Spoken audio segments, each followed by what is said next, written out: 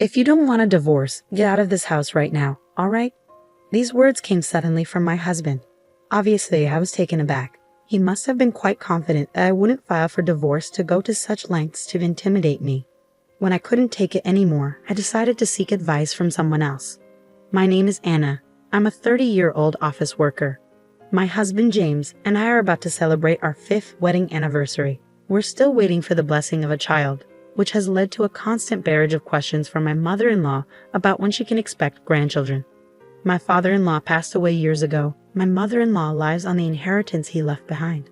Honestly, I feel on the verge of a nervous breakdown with her constant prodding about grandchildren. Actually, I might already be there. Despite seeing me like this, my husband James doesn't lift a finger to help. In fact, he recently started siding with his mother, blaming me for our troubles.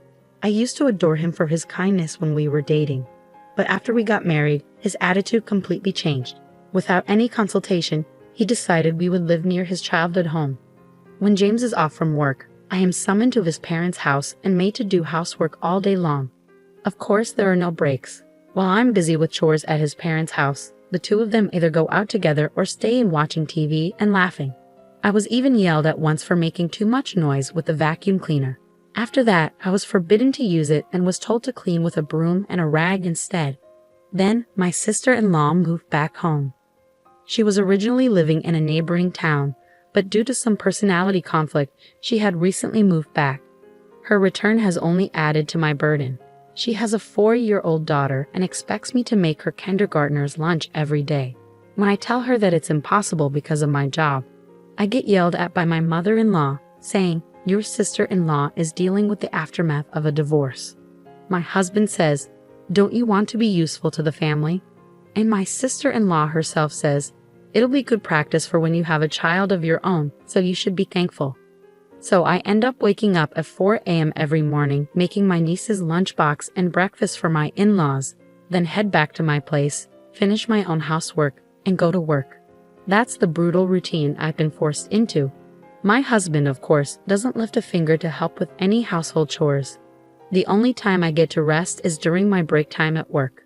One day, after living this exhausting routine for a while, my husband dropped a bombshell on me. "Oh, by the way, Anna, you should quit your job.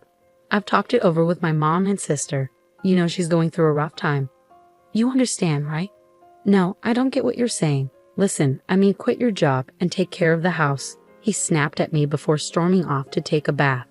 I couldn't see the connection between my sister-in-law's divorce and me quitting my job. My husband is stuck in a dead-end job, and there are months when I earn more than him. Does he really think he'd live off his salary alone? Neither my mother-in-law nor my sister-in-law work. I can't understand why they can't handle the housework. Feeling like I couldn't handle any more of this, I grabbed my car keys and drove off to one place that came to mind. That place was my childhood home, a bit far from the apartment we live in now. My parents had moved overseas, and no one currently lived there. Because my parents are the worrying type, I couldn't bring myself to talk to them about the matter. Whenever something unpleasant happened, I'd come here. This is my home, filled with precious memories. As I was lost in these thoughts, my phone rang. It was my husband. "Hey, I just got to the bath and you're gone. Are you back at your parents' place again?" "Yes, so what? Could you stop running back home every time something goes wrong?" His words simply didn't resonate. "I'll be working from here for a while, and no, I won't go to your parents' house either." Defeated by his forcefulness, I returned to our house. Afterwards, I quit my beloved job in the fashion industry. My clueless coworkers speculated I might be pregnant. I was given no free time, made to manage the household all day.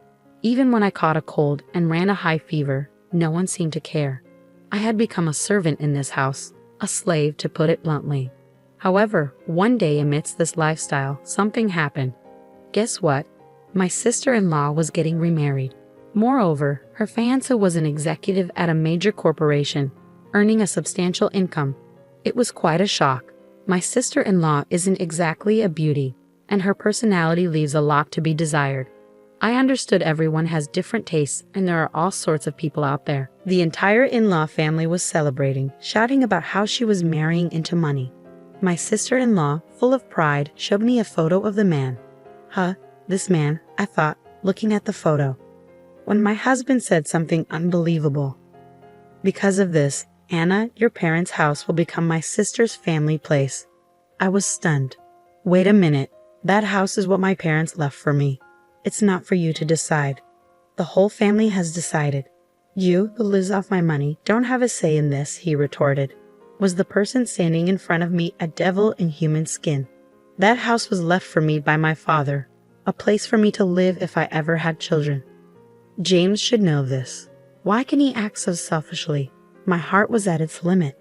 As if to add insult to injury, my mother-in-law said, "You can't even give us a grandchild. Can't you be useful around the house for once?" There was no one on my side in this house. I returned home, packed a few belongings, and headed to my parents' house. I made a firm decision in my heart. I would never go back. A few days later, having received no calls from my husband, I thought he might have reconsidered. Then, suddenly, the doorbell rang. Standing there were my husband and sister-in-law. "What are you doing here?" I asked. "We thought we should take a look around," my sister-in-law said, barging in. Despite my pleas for them to stop, they ignored me, snooping around the house, treating me as if I was invisible. "This house is pretty nice too. Good for you, Anna," my sister-in-law remarked. "And when do you plan to move out of this house, Anna? My sister's wedding is coming up soon." "Get it together," my husband said, unchanged as I stayed silent. My husband added, "If you don't want to get divorced, leave now." Confident that I wouldn't divorce him, my husband was grinning with my sister-in-law looking my way. "Got it," I said. Once I confirmed, my husband seemed pleased, saying it's all he wanted to hear. Apparently, under the guise of celebrating my sister-in-law's wedding, they are planning a long family-only trip starting tomorrow. Naturally, I'm not included in this little escapade. My husband told me to pack up and leave by the time they get back. Then, he and my sister-in-law left with an excited air about them, watching their backs. 2 weeks later, the day for my in-laws to return from their trip arrived, and my phone began ringing incessantly. The caller was my husband, with calls also from my mother-in-law and sister-in-law mixed in. Unable to ignore the constant noise any longer, I finally answered the call. "Hey Anna, where the hell are you?" my husband demanded. "I'm at home," I replied. "You're lying. You're not at the apartment or at your parents' place." "And what's the meaning of this? Your family house has a for sale sign." "Yes, I put it up for sale." "What are you talking about?" he asked, clearly caught off guard. "Well, after your mockery, I gave it some thought. The house you're living in now just seems so dirty to me. I prefer cleanliness. After all, I'm divorcing you." "Don't mess with me," my husband yelled. That was going to be my line. "Let's let our lawyers handle it from here." With that, I hung up on him while he was still shouting. On the day my husband and sister-in-law returned, I had already been in touch with a certain person, a friend of my father's who runs a real estate company.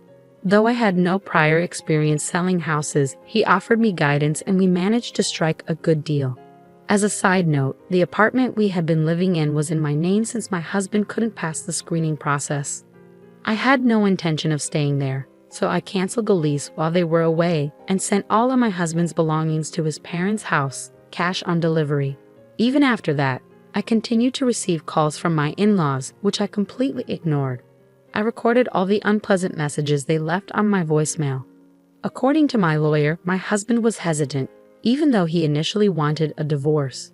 It seemed he was reluctant to lose his maid. I anticipated a lengthy battle. But then my husband suddenly agreed to divorce. My lawyer told me that my husband, mother-in-law, and sister-in-law abruptly showed up at his office, insisting that he divorce me and process it quickly. My husband had been wavering on the divorce, but my mother-in-law convinced him that since my sister-in-law's new husband was wealthy, they could afford to hire a new housekeeper and get rid of me, the barren wife, and find a younger, newer spouse. With that, my husband agreed to the divorce.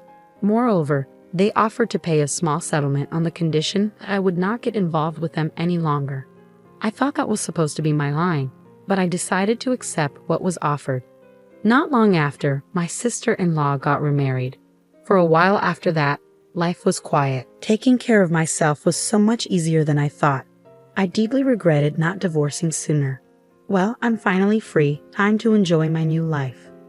Just as I was beginning to embrace this thought, an incident happened out of nowhere. My in-laws showed up at my new home. The moment I opened the door, they barged in, and my ex-husband demanded, "We need to talk. Sit down." Despite wondering who they thought they were, I took a seat. Then he said, "Come back home. We forgive you." Unable to close my gaping mouth, I answered, "Excuse me?" I wanted them to leave immediately, so I teased, "Oh, are you talking about your sister's husband? Has he disappeared?" The three of them widened their eyes as if to say, "Why do you know about that?" and stared at me. "What do you know?" "Something. After we registered our marriage, he suddenly disappeared. We can't contact him," my mother-in-law added, with a hint of excitement. "On top of that, he ran off with her family's fortune." "Was this your doing? You've brought us such terrible fortune, daughter-in-law." She looked as if she would attack me at any moment. Tired of their baseless accusations, I decided it was time to set the record straight. I decided to reveal a truth to them. "Wow, I didn't realize your sister liked hamburgers so much." "What are you talking about? Hamburgers all of a sudden? Don't you know your sister's husband isn't some executive at a major company? He's just a part-timer at a hamburger shop." The sister-in-law froze, rendered speechless. I continued my story. In my single days, my friend and I loved visiting different hamburger shops. There was one favorite shop where a certain employee always made mistakes and got yelled at by the manager. That man happened to be your sister-in-law's husband. Once I started dating my husband, he told me no more hamburgers, so I gave up my hobby. When your sister-in-law proudly showed me her husband's photo, I recognized him but decided it wasn't my place to interfere and stayed silent. When I showed her the shop's homepage as proof, she stared intently at her husband's picture in the background. By the way, I visited the shop recently with a friend, but her husband was no longer there. He probably left town. That's marriage fraud. It seems that's what they call it." "I'm sorry for your loss," I said. The mother-in-law, who had been silent, interjected, "You knew, and you didn't tell us? We took care of you for years, even though you couldn't have children. You owe us." At her nonsensical rant, I decided to reveal another truth I had been keeping. "First of all, I'm not the reason we couldn't have kids. Maybe my ex-husband can explain that to you." The mother-in-law looked at her son in shock, and he guiltily lowered his gaze. "When we couldn't conceive after our marriage, we decided to get tested at your insistence. The doctor confirmed there was nothing wrong with me, but my husband had a very low sperm count. The reason we couldn't have children was because of him." When the mother-in-law asked about the test results, my husband instantly lied, claiming I was the problem. I was angry, but they just said nonsensical things like, "You have to support your husband." Refusing to face the truth, my ex-husband joined forces with my mother-in-law, pinning all the blame on me. In the end, he admitted, "Look, I admit I was wrong. Once the house sells, we'll get a good chunk of money. Let's all live happily as a family again." "Well, we've been through a lot, but let's get along from now on," my mother-in-law chimed in. At the end of the day, I realized they probably came here today with the intention of getting their hands on my money. What a disgusting lot.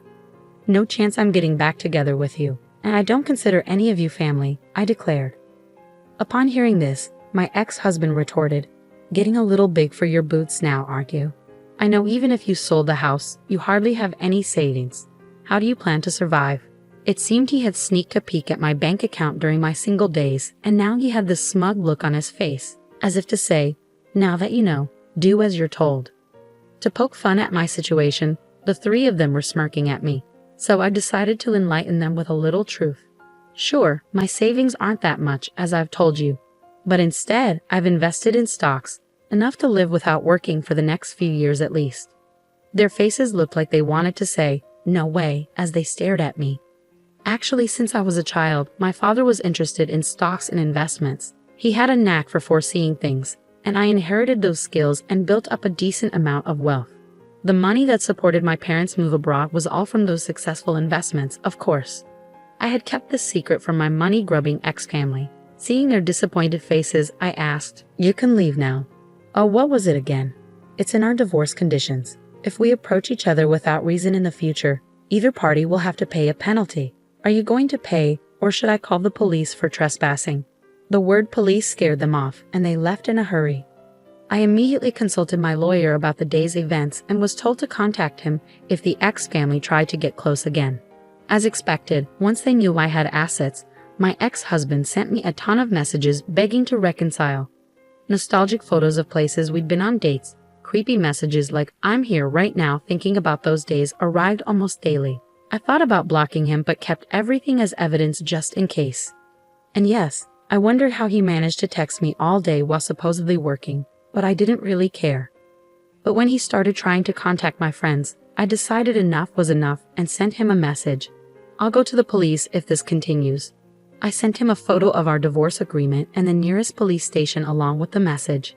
After that, the messages stopped and I never heard from my ex-husband again. I thanked my lawyer and he dropped a bombshell. Apparently, my ex-husband planned to live off his sister's new husband and had quit his job when she remarried. He was a fool for leaving a decent job at a decent company. "You asked for the documents, they should be arriving soon," I told my lawyer. I had placed another request with a lawyer separately from this matter. Soon after we were married, I felt something was off. My precious personal belongings were slowly disappearing. First, it was a necklace that I bought myself when I was single, then a fountain pen my parents had given me as a job starting present, bags, rings, and above all, the fountain pen were something I cherished greatly. When I talked to my husband about it, he yelled, "Don't worry about losing things." Suspicious, I installed a surveillance camera without telling my husband. What it captured was my husband and mother-in-law rummaging through my closet grinning. Once my sister-in-law moved back in, the footage showed 3 people instead of 2. Taking advantage of my silence, their actions escalated. They were selling my personal belongings surreptitiously for money, fueling their actions. They probably saw the balance in my bank book at that time. It continued until the divorce, so I collected plenty of physical evidence, just as they thought I wouldn't claim anything. I filed for damages and compensation for emotional distress due to their actions. They must be panicking right now, but it's their own doing. As for what happened to the 3 of them, my sister-in-law's ex-husband found out about this incident, and it seems he took custody of their daughter. Seeing how my sister-in-law didn't seem to care for her daughter, I felt relieved. Just a while ago, I saw the daughter-in-law with her ex-husband, happily holding hands and shopping. She had a happy smile on her face, something I never saw when she was at my in-laws. The 3 of them, who wanted to live comfortably, apparently applied for welfare, but they were naturally refused as they were healthy and nothing else. As for my husband, his pride kept him from finding another job. Eventually, he went to his old workplace and begged on his knees, but they had been hoping for him to quit and ended up calling the police, which he hated. He had to work, but it seems he could only find day labor jobs. My mother-in-law and sister-in-law had to pay me compensation, so they both started part-time jobs at a nearby supermarket. But the 2 of them, who had hardly worked before, are struggling with the unfamiliar work.